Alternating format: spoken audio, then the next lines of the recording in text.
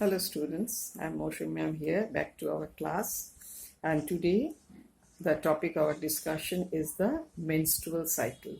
We know that menstrual cycle is a very significant phase of female human reproduction, especially in the females. So today we will discuss that properly. So students, see, this is the menstrual cycle, clear, and it is a cycle of 28 days. It is also called ovarian cycle. It is a cycle of 28 days which occurring alternatively in each ovary, and as well as uterus and other hormonal secretions are also there. And this one of the important part of this cycle is that there is the release of the endometrial wall along with the blood and mucus. In this phase, there is a release of endometrial wall along with the cast of endometrial wall along with the blood and mucus. And generally, this phase is divided into three subphases. That is, the first of all, this portion you can see, this is the menstrual phase, the phase of menstruation, where there is next is the phase of proliferative phase. This is the proliferative phase, or this is also called follicular phase. And then it is the luteal or secretory phase. But sometimes this day of ovulation is also considered, and so there will be four phases: the menstrual phase, proliferative phase, ovulatory phase, and then the secretory or luteal phase. So let us now discuss each phase properly. First of all, the menstrual phase. You can see here there is a secretion, release of the, during this phase there is release of the cast of endometrium, blood, mucus slowly through the vagina, and this lasts about for 3 to 5 days. It lasts about for 3 to 5 days, and during this phase you can see the hormones, that means the trophic hormones as well as the ovarian, especially the ovarian hormones, are very low. The titer of the ovarian hormones are very low. So this is about the menstrual phase. Next we will go for the one of the major phase, that is the proliferative phase or follicular phase. This proliferative phase or follicular phase, it extends up to 13 to 14 day of the ovarian cycle. Now it is regulated by, now since in the menstrual phase the titer of this ovarian hormone is very low, this induces the secretion of the hypothalamus to release gonadotropin releasing hormone, and which stimulate the secretion of anterior pituitary to release follicle stimulating hormone. So release follicle stimulating hormone. Now follicle stimulating, increased release of follicle stimulating hormone, what happens due to this? There is the development of the follicle. There is gradual development of the follicles. We know the secondary follicles with more granulosa and thecal layers, then the tertiary follicles with more thecal layers, granulosa, and initiation of antrum. This tertiary follicle antrum, this is formed, and then the mature Graafian follicle with proper antrum, distinct secondary oocyte. In the tertiary follicle, the primary oocyte divides, completes its division, forms the secondary oocyte. So we have secondary oocyte in the Graafian follicle, and this thecal layer, distinct antrum, granulosa layer, and all these are present. So this gradual development of the follicles is under the influence of FSH. So over FSH, the secretion of FSH increases, and there is gradual development of the follicles. So follicle stimulating hormone influences the development of follicles. And we know that these granulosa cells from the follicles secretes estrogen. So as the follicle develops, these granulosa cells starts increasing the secretion of estrogen, and so at the end we find a highly increased level of estrogen. Now what happens during this phase in the uterus? In the uterus, since it is the uterine layer has been scraped off, now epithelialization of the uterine wall occurs. That means epithelial cells form, and gradually they are supported with connective tissue richly supplied with blood vessels and all, and now they are gradually thickens, and we can see that now gradually they thickens, and at the end of the proliferative phase it is about 3 millimeter in thickness. So gradual thickening of the endometrium wall, epithelialization, and then gradual thickening of the endometrial wall occurs during this phase. Now at the end of this phase, we start with the ovulatory phase. During this ovulatory phase, you can see there is a sudden increase in the level of the LH. The level of LH increases suddenly. Clear? So level of LH increases suddenly. This is called LH surge, and this is very important for the rupture of Graafian follicle and release of secondary oocyte. So if this LH surge is not there, this Graafian follicle will not rupture and release the secondary oocyte or ovum. And there is also increased secretion of FSH. FSH is also at peak. And another hormone which is at its peak is the estrogen. So 3 hormones are there in their peak during this ovulatory phase. That means 14th day of menstrual cycle. What are they? These are the LH. There is sudden increase in the level of LH, high increase in the level of LH, which is called LH surge. Next, there is also increase in the FSH. FSH is also at its peak, and estrogen is also at its peak. So 3 hormones are at their peak at the ovulation, day of ovulation.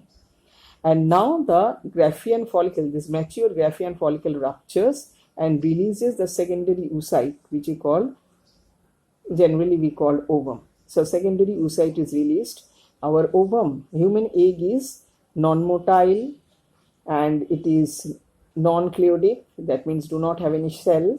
It is alecital, that means do not have any ear, and this is released. And where it goes? It goes to the fallopian tube.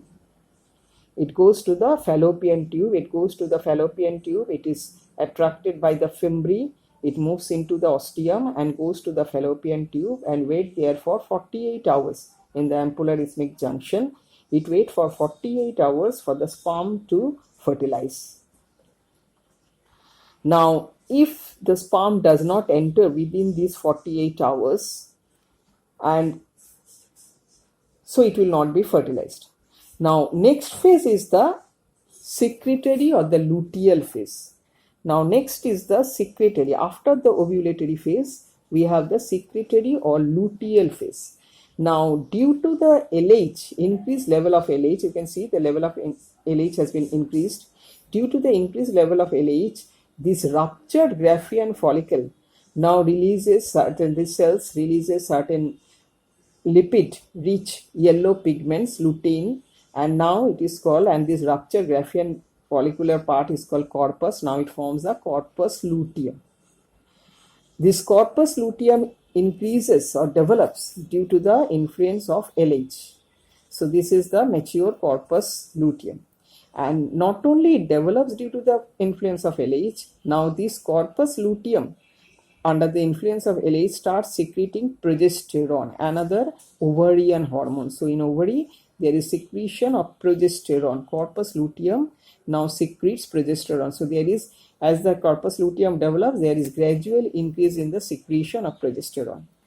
Now progesterone, what is the function of progesterone? Progesterone, we already know it is a pregnancy hormone. During this cycle, it helps in development of the endometrium.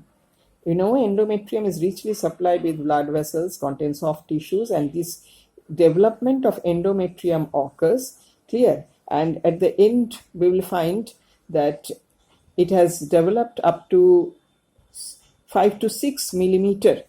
The thickness has been developed up to 5 to 6 millimeter, and due to the influence of progesterone.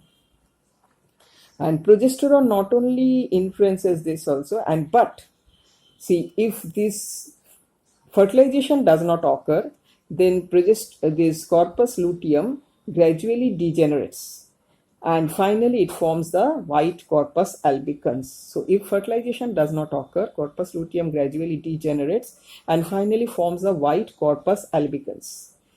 And this increased level of progesterone not only influences the growth of the endometrium but also inhibits the growth of further follicle, because it is preparing for fertilization. And during, if fertilization occurs, we know that during pregnancy period there will be no menstrual cycle, so it inhibits the increased level of. So if fertilization occurs, then what will happen? If fertilization does not occur, this will form corpus albicans, the endometrial wall will be scraped off, and then again it will be released in the menstrual phase. But if fertilization occurs, so if fertilization does not happen, then this will all will happen. That means the endometrial will be scraped off, the menstrual phase will occur, and that will be released. But if fertilization occurs, then what will happen? If fertilization occurs, then corpus luteum will be maintained, and this maintained corpus luteum will help in developing the endometrium and will inhibit the further development of these follicles. Clear? So there will be no pregnancy, no menstrual cycle during pregnancy. So let us have a recap. During the menstrual phase, there is the release of the endometrial wall along with blood and mucus. Next is the proliferative or follicular phase, where there is the increased level of FSH due to gonadotropin releasing hormone, and this increased level of FSH influences the growth of Graafian follicles, that is, these follicles to Graafian follicles rather, and also the increase in these follicular cells releases estrogen. So there is increased level of estrogen.